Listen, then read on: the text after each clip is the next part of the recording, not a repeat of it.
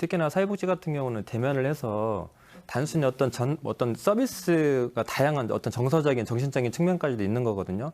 근데 그런 기능들을 할 수 없는 상황에서 비대면 서비스라고 하는 또 말도 안 되는 또 상황들을 만들어 가야 되는 이중구에 있는 거거든요. 그러니까 사회복지는 특히나 사회복지 같은 경우가 예산이 짜여지고 계획이 짜여져서 그대로 움직여가는 조직인데 그렇게 할 수가 없게 되는 거죠.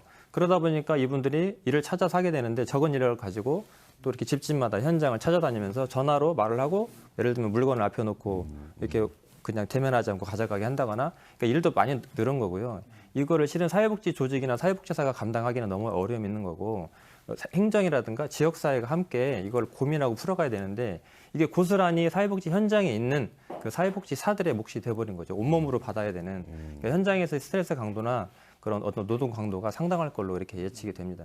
사회복지 현장에 있는 사회복지사들의 어려운 점 중에 하나는 이게 이제 상황이 실시각각 바뀌잖아요. 뭐 2.5단계, 2단계, 1단계 이런 것들이 행정명령이나 지침에서 움직여야 되는 거거든요. 만약에 복지관이나 사회복지가 스스로 판단을 해서 접촉을 해가지고 확진자가 나오거나 문제가 생기게 되면 그건 걷잡을 수 없이 또 책임을 감당해야 되는 뭐 예를 들면 복지관이 폐쇄될 수도 있는 그런 아주 최악의 상황이 오는 거기 때문에 그런 것들에 대한 조심성이 있는 거죠. 그러니까 그렇게 상황이 어려운 가운데서도 이분들은 또 이용인들의 어려움을 알기 때문에 찾아갈 수밖에 없는 비대면 서비스를 찾아야 되고 최대한 안전한 접촉을 시도해야 되는 상황이 있는 거기 때문에 그런 것들이 명확한 지침이 없다는 거죠. 말씀하신 대로. 그러니까 안전에 대한 지침도 없을 뿐더러 업무를 어떻게 수행해야 되는지에 대한 지침도 없기 때문에 제가 어떤 글을 읽어보니까 이런 얘기 듣더라고요. 이게 사회복지 기관이 다중 이용 시설인지 또 어떤 사회복지 기관인지 이런 거에 따라서도 그 정부에서 내리는 그 행정명령 지침들이 다 달라지기 때문에 실시간 변하는 그런 지침들을 어떻게 적용하고 어떻게 행해야 되는지 매우 혼란스럽다는 거예요. 아까 말씀하신 2013년도 사회복지 공무원들이 연달아 전국적으로 4명이 자살하면서 전수조사도 한번 했지만 그 결과가 아직도 그리고 이제 그 이후에도 그 부분적으로 선별적으로 그 조사한 자료들이 있고요. 제가 최근에 한 1, 2년 내에 조사한 통계만 본다 하더라도 2018년도 보건사회연구원에서 사회복지 종사자 인권 현황 정책과제를 발표하면서 사회복지 시설 종사자 10명 중 8명이 부당한 대우나 폭행을 경험했다고 얘기를 했고요. 2019년도 3월 국회 입법조사처에서 따르면 전체 응답자 중 48.5%가 이용자로부터 비방, 협박, 또 실제적으로 물리적 폭력을 당한 비율은 15%, 뭐 성희롱과 성추행도 그 정도가 되고 또 2019년도에 어떤 노동 전문가들로 구성된 직장갑질 119라는 하는 그 단체가 있는데 여기에서 이제 사회복지인들 대상으로 또 조사한 게 있는데 여기서 또 내부 문제거든요. 여기는 또 그 직장 갑질 문제가 한 77% 정도가 직장 갑질을 경험했다고 했고요.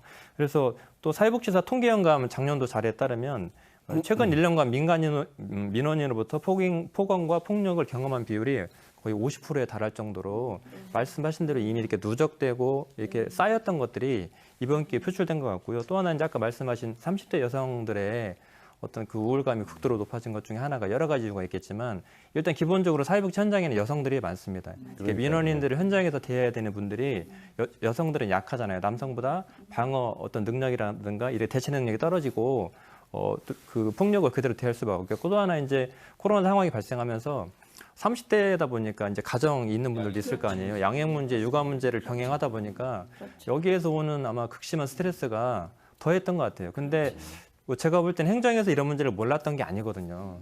마치 새로운 문제인 것처럼 얘기해야만 되는 이런 상황이 저도 안타깝기도 하고 이런 걸 알면서도 외면하는 좀 행정이 좀 밉기도 하고 그래서 조금 더 이렇게 좀 저희가 좀 강하게 좀 이런 것들을 요구하고 주장해야 되지 않나. 교수님 말씀하신 부분은 아무튼 전적으로 동감합니다. 그 국민들의 의식 수준이나 생각들이 뭐 우리 최근 사회 미투 이런 건들로 인해서도 그렇고 인권 의식도 마찬가지고 어떻게 보면 행정에서는 이런 얘기도 하더라고요. 준비가 되지 않았는데 너무 좀 앞서간다 이런 얘기도 하시는데 역으로 보면 이미 많은 사람들이 의식 수준이 변해가고 있는데 행정은 경직돼 있잖아요. 예산을 반영해야 되고 계획을 세워야 되고 아까 말씀하신 이런 모든 것들 그리고 이제 하도 사건 사고가 많이 터지다 보니까 뭐 인권 교육도 하고 제도를 만들어내긴 하지만 정작 현장에서는 그런 교육을 받는 것도 되게 형식적이라고 말하는 부분도 많고 그리고 그런 교육을 받았다 하더라도 말씀하신 대로 구체적인 강력한 메뉴가 없기 때문에 만약에 이렇게 맞았잖아요.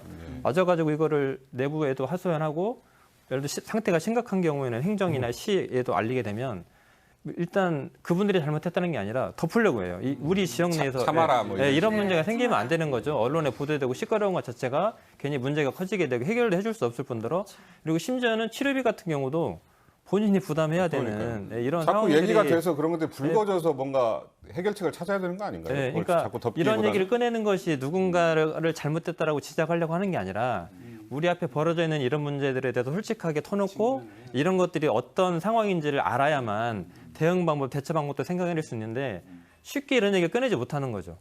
이런 얘기 꺼내는 것 자체를 부담스러워하고 말씀하신 대로 돈만 가지고 되는 건 아니거든요. 그러니까 서울시에서 상당히 많은 어떤 사회복지사 초기선 진전을 이뤄내는데 이게 예산만 가지고 이러는 건 아니거든요. 단체장의 의지, 그다음에 거기에 함께했던 그 사람들의 어떤 참여. 그러니까 중요한 건 행정의 의지가 중요하거든요.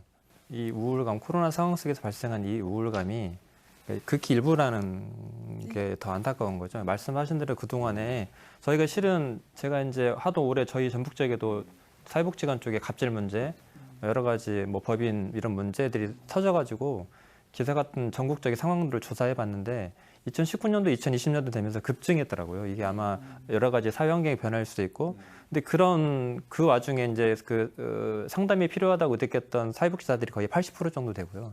실제로 상담 치료를 받은 분들도 통계적으로 26% 정도가 잡히고 있어서 이게 되게 심각한 수준이고 또 어려운 수준이고, 그리고 방금 교수님이 연구하신 부분 이외에도 살펴야 될 부분들이 너무 많이 있거든요. 그러니까 이제 사회복지사들은 실은 여기 우리 이제 저기 회장님이시고 관장님이시긴 하지만 기관에 가면 또 이렇게 어떻게 관리자 위치에 가게 되잖아요. 그러니까 관리자와 또 직원으로서의 관계, 또 법인과 또 직원과의 관계, 이런 여러 가지 요소들이 내재되어 있기 때문에 그 속에서 사회복지사들이 겪는 어떤 내적인 어려움, 또 외부적인 그 민원인들로부터 어려운 뭐 물리적 폭력이나 정신적인 어떤 그런 것들이 되게 많이 이렇게 가중시키게 되는 거죠. 그러니까 그런 것들을 이중으로 스트레스, 네, 이중고, 삼중고의 스트레스가 있는 거기 때문에 그런 것들을 좀 하나하나씩 필요해 갈 거예요. 저희가 이제 지역에서 이런 활동을 꾸준히 좀 해오보니까 제도를 만들어내는 것, 지금 계속 뭐 국회에서도 이거 가지고 법안도 만들어내고 조례도 만들어냈지만 실제 조례가 움직이지 않고 있거든요. 그러니까 말씀하신 대로 이게 좀 대화를 하고 또 단체장도 의지를 가지고 있어서 이 문제를 좀 적극적으로 살펴봐야만 좀 뭔가 좀 해결에 좀 실마리가 트이지 않을까 이렇게 생각을 해요. 얼마 전에 뭐 그 6월에 남인순 의원이 사회복지사에 대한 안전보장 대책 마련 촉구 기자회견을 진행을 했었고요. 그리고 또 하나 의미 있는 조례가 하나 만들어졌는데 인천에서 지난 8월에 사회복지 종사자 인권 보호 및 건강한 사회복지 현장 지원에 관한 조례를 입법력을 했거든요. 근데 이게 기존에 아까 말씀하신 대로 저희도 사회복지사 등의 처우 및 지위 향상을 위한 법률도 만들어져 있고, 저희 전북 지역은 실은 2013년도 아까 말씀하셨던 공무원들 전국적으로 자살이 일어나면서 그때 저희 단체에서도 적극적으로 활동을 해서 전북 지역은 굉장히 빠르게 그런 조례들이 다 만들어졌거든요. 근데 저희가 작년도에 6년이 지난 시점에 이 사회복지사 처우 개선 조례에서 주요하게 다루는 문제 중에 하나가 임금 문제하고 그다음에 처우 개선 위원회를 구성을 해서 실태 조사를 하는 거거든요. 3년마다 한 번씩. 제가 볼 때 3년마다 또 텀이 길지만 그 기간 설정해놓는 거예요. 최소한 3년마다 한 번씩은 진행해야 된다고 한 건데 저희가 6년이 지난 작년도 시점에 14개 시군 전수조사를 했거든요. 근데 처우개선위원회를 구성한 시군이 전라북도밖에 없어요. 그러니까 광역밖에 없었고 나머지는 없었고, 그다음에 그 처우개선 실태조사는 한 번도 전라북도에서 그때 당시에 한 번 전라북도 연구원에 용역을 줘가지고 진행한 이후에 진행한 사례가 한 번도 없었기 때문에, 예, 근데 그 이후에 저희가 확인해 보니까 이제 위원회를 꾸린 지역도 있었지만 아직까지 실태 조사가 실은 저희가 지금 다룬 이런 내용들이거든요. 그러니까 신변 안전보호 및 근무 환경 개선, 처우 개선 및 지위 향상을 위한 조사 연구 사업, 그다음에 사회복지사 등의 인권 및 권리 옹호 사업 등 이런 것들을 하게끔 조례에도 명시되어 있고요. 그리고 인천에서는 인권과 관련된 특화된 조례를 만든 거긴 하지만 저희 도내에서는 저희 사회복지사 등의 처우 개선 조례에다가 이 인권 부분을 조금 더 보강을 해서 이렇게 좀 개정하는 방법도 모색하고 있거든요. 그러니까 그 방법들은 여러 가지가 있긴 한데, 근데 어쨌든 이렇게 제도가 만들어졌다 하더라도 이게 강제 조항이 아니기 때문에 지자체가 이것을 준수하지 않았다 하더라도 책임 면피하면 끝나는 거예요. 아무도 책임지는 사람도 없는 거고 누군가가 목소리를 내지 않으면 이게 진행되는지도 모르고 여전히 힘들다. 그러니까 사회복지사들은 늘 이런 걸 기대를 하죠. 이런 제도가 만들어졌다고 하면 우리 회장님도 많이 관심을 갖고 열심히 하시는데 정작 항상 이렇게 대책 마련만 하겠다고 주장을 하는데 이게 지금 몇 년 동안 어떻게 개선된 것들이 없다고 봐도 무방이 아닐 정도로 사회복지사들이 현장에서 온몸으로 지금 받아내고 있는 거거든요.